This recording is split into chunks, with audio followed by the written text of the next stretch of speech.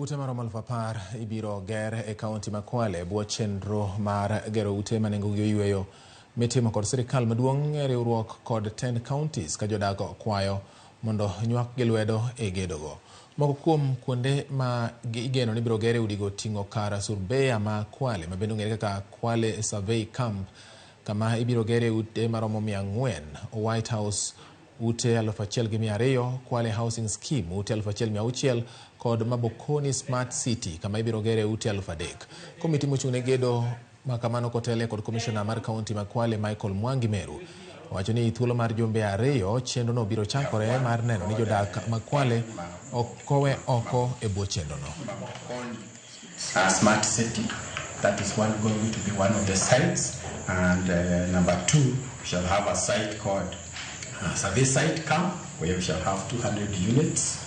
Then we shall have Kwale City Housing Scale, we shall have 400 units. And finally we shall have Ukuda White House. Tumeweza kudonate hizo ardhi kwa serikali ya kuu, State Department of Housing, kuweza kutekeleza ile miradi.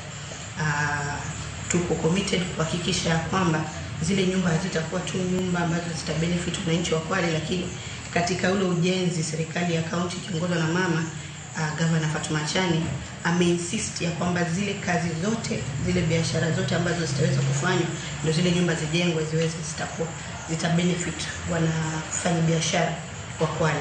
Ni mradi ambao kwa mara ya kwanza tumeona ukimkofu watu wakali moja kwa moja. Hakujawahi kuwa na mradi mwingine ambao tumekuwa informed ambao tutasupply vitu vile vinatakikana katika ule mradi, na kupitia hiyo njia tutaweza kujiinua na tutaweza kufanya mambo mengi.